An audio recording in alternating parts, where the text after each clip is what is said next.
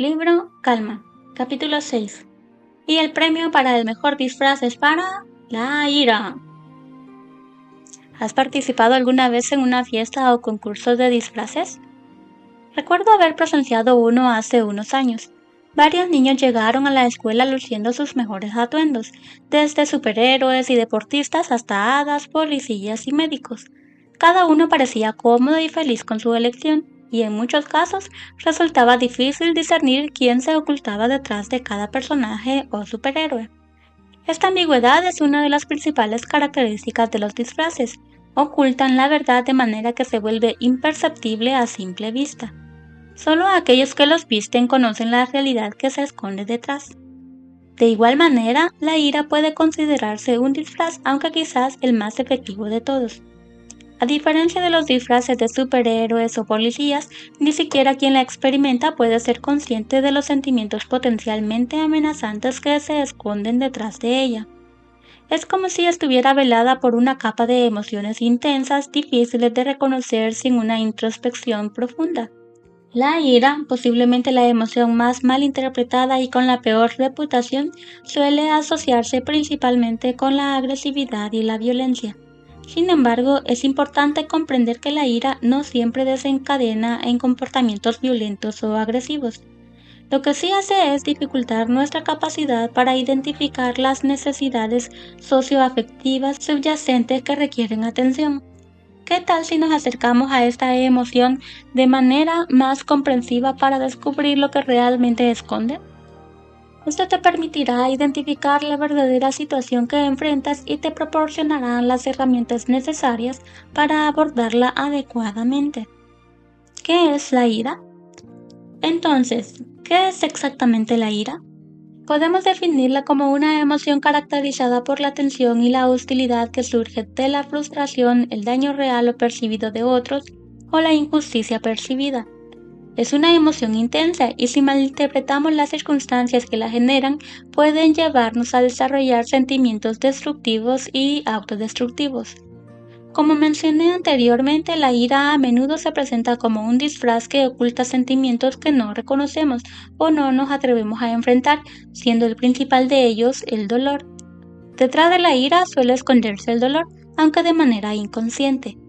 Las personas suelen disfrazar su dolor como ira porque no desean sentirse ni mostrarse como débiles. La ira les otorga un sentido de empoderamiento y en cierta medida las protege de aquello que perciben como una amenaza. Además, en muchas ocasiones el dolor se acompaña de frustración, impotencia o decepción. Por lo tanto, es posible que no experimentes ira cuando las cosas no salen según lo planeado y te has esforzado en coordinarlas, sino una amalgama de dolor y frustración. Esto se debe a que puedes pensar que todo tu esfuerzo y sacrificio no fueron suficientes, o incluso lo más doloroso, que tú no eres suficiente. En otros casos, en lugar de sentir ira por la infidelidad de tu pareja, es posible que experimentes dolor y decepción. Esto se debe a que habías depositado muchas y altas expectativas en esa persona y en tu relación, expectativas que quizás estaban muy lejos de la realidad. Sin embargo, la ira puede brindarte una sensación de fuerza, incluso puede generarte un sentimiento de justicia y poder que te impulse a tomar ciertas medidas contra quien te ha traicionado, mientras que la decepción y el dolor te hacen sentir vulnerable y engañado. Es importante tener en cuenta que ya sea que la ira esté sirviendo como disfraz de sentimientos que no logras identificar o que sea la emoción genuina que te genera una situación específica, el precio que se paga por la ira es muy alto, especialmente cuando se convierte en una constante. Quizá el costo más elevado sea debilitar la esperanza en ti. Al igual que la luz no puede coexistir con la oscuridad, la esperanza no puede coexistir con la ira. Consecuencias de la ira. Las consecuencias de la ira son significativas, ya que esta emoción desempeña una función relevante en quienes la experimentan. Como mencioné en el capítulo 2, las emociones no son inherentemente buenas ni malas, son necesarias porque nos alertan sobre lo que está ocurriendo dentro y fuera de nosotros. La ira no es una excepción. La ira nos alerta sobre situaciones que nos hieren o nos parecen injustas. Debemos usar esta información para tomar decisiones que nos protejan o nos alejen de aquello que nos causa daño. Desde este punto de vista, la ira es una emoción necesaria. Sin embargo, los extremos no son saludables. La ausencia total de ira nos haría vulnerables de manera patológica a sufrir daños e injusticias. Por otro lado, convertirnos en personas dominadas por la ira tampoco es beneficioso. Mantener un estado constante de ira tiene repercusiones negativas en nuestra salud social, emocional y física. A la larga, esto puede afectar nuestra salud financiera y espiritual. La ira puede tener consecuencias tanto positivas como negativas. En su forma útil, nos alerta sobre situaciones que nos dañan y nos impulsa a protegernos.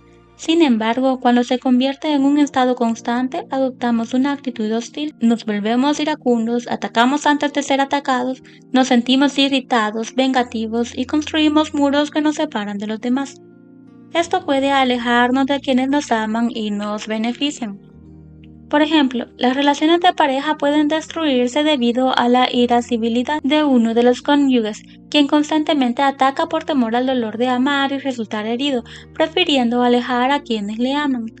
Las amistades pueden terminar porque uno se cansa de ser el blanco de la ira de su amigo o amiga.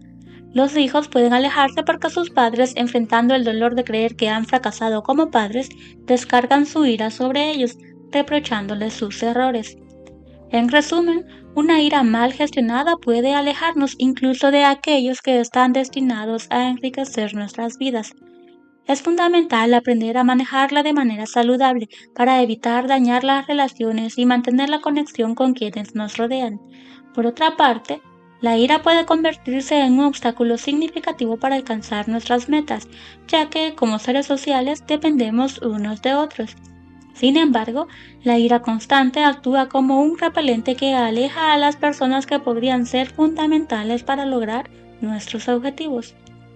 Además, la ira puede tener un impacto negativo en la salud física.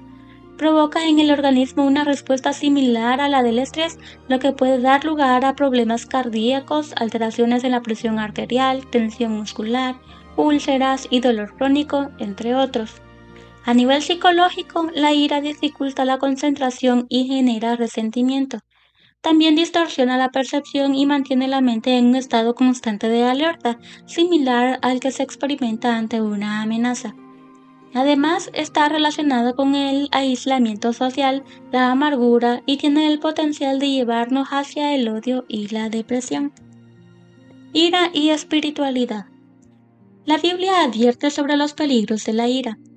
En Proverbios 14:17 se nos dice, el iracundo actúa neciamente y el malvado es odiado. Además, en Salmos 37:8 se nos exhorta a controlarla. Desecha la ira y el enojo. No te alteres, que eso empeora las cosas. Es claro que la conducta impulsiva causada por la ira es altamente desfavorable, como se describe en estos versículos. El apóstol Pablo también abordó este tema en Efesios 4:31, instando a desechar la amargura, el enojo, la ira, los gritos, la calumnia y todo tipo de maldad. Asimismo, Santiago nos llama a la paciencia y a no ceder fácilmente al enojo, porque la gente violenta no puede hacer lo que Dios quiere. Santiago 1:20. Estos ejemplos resaltan la importancia de no permitir que la ira nos domine en lugar de considerarla intrínsecamente negativa. Si leemos con atención, las citas bíblicas no condenan la ira en sí misma, sino más bien advierten sobre los peligros de permitir que nos controle. De hecho, en el mismo capítulo 4 de Efesios, Pablo nos insta, si se enojan, no pequen, que el enojo no les dure todo el día. Efesios 4:26. Aquí el apóstol nos enseña a no dejar que la ira nos lleve hacia lo negativo y a resolver los conflictos rápidamente. La Biblia reconoce que como seres emocionales es natural experimentar ira, sin embargo nos advierte sobre no permitir que esta emoción nos controle. No se espera que nunca nos enfademos. Ante el dolor, la injusticia u otras circunstancias es probable que experimentemos ira. Lo importante es no permitir que la ira domine nuestra vida. Es importante recordar que los extremos no son saludables. La ira en su justa medida cumple una función protectora. Sin embargo, cuando se convierte en una constante en nuestra vida, deja de servir como un mecanismo de defensa contra las amenazas del entorno y comienza a ser una respuesta ante sentimientos desagradables que oculta. Esto nos impide ver más allá, nos lleva a la venganza, destruye nuestra fe, nos llena de resentimientos y odio y apaga nuestra esperanza. Ante el dolor y la injusticia que experimentamos, en lugar de refugiarnos en la ira, necesitamos aferrarnos a la esperanza. Solo la esperanza tiene el poder de sanar las heridas del alma y fortalecernos para continuar amando, perdonando y viviendo libres de la prisión de la ira. El primer paso es reconocer qué se esconde detrás de la furia que sentimos. ¿Qué nos ha lastimado tanto que hemos optado por ocultar nuestro dolor bajo el disfraz de la ira?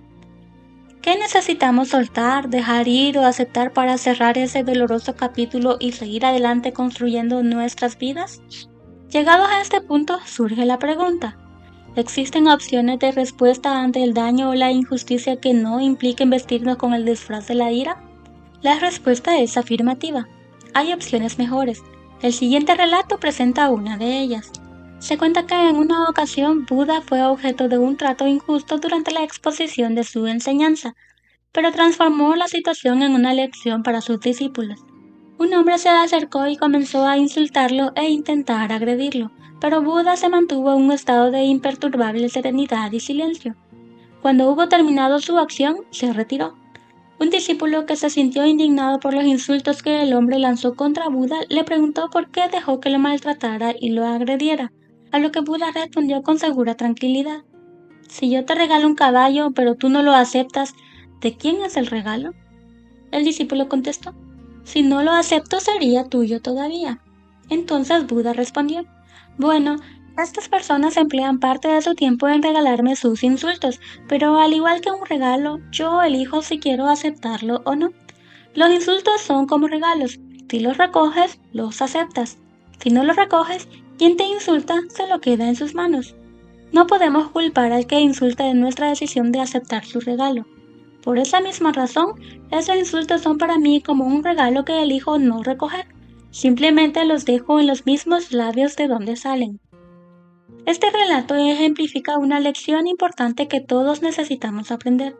En nuestra vida es posible que recibamos cosas de otros que nos hieran profundamente y nos causen dolor.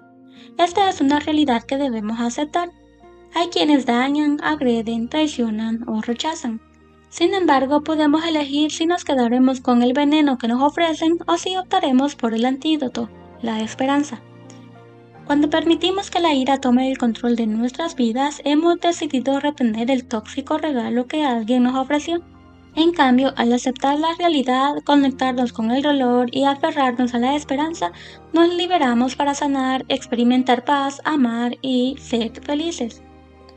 El Señor Jesucristo, consciente de que en nuestro transitar por este mundo nos encontraríamos con personas que intentarían darnos regalos tóxicos, nos hizo una maravillosa promesa. Les digo todo esto para que encuentren paz en su unión conmigo. En el mundo ustedes habrán de sufrir, pero tengan valor. Yo he vencido al mundo. Juan 16:33. Esta es la esperanza que necesitamos. Jesús nos asegura que las injusticias, traiciones, rechazos y cualquier otro daño que hayamos sufrido están vencidos. Él ha triunfado sobre ellos.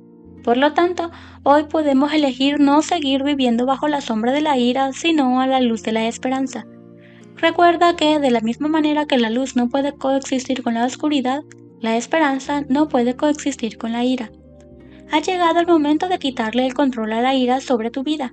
Para lograrlo, es necesario que agregues a tu botiquín un sustituto que te ayude a liberarte de ella: la aceptación. Aceptar la realidad de lo que ha sucedido y el dolor que ha causado significa dejar de luchar contra ello.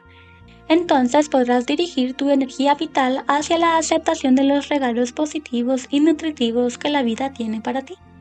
Aférrate a la promesa de que Jesús ha vencido aquello que te ha lastimado y encuentra la paz que proviene al vivir esa esperanza.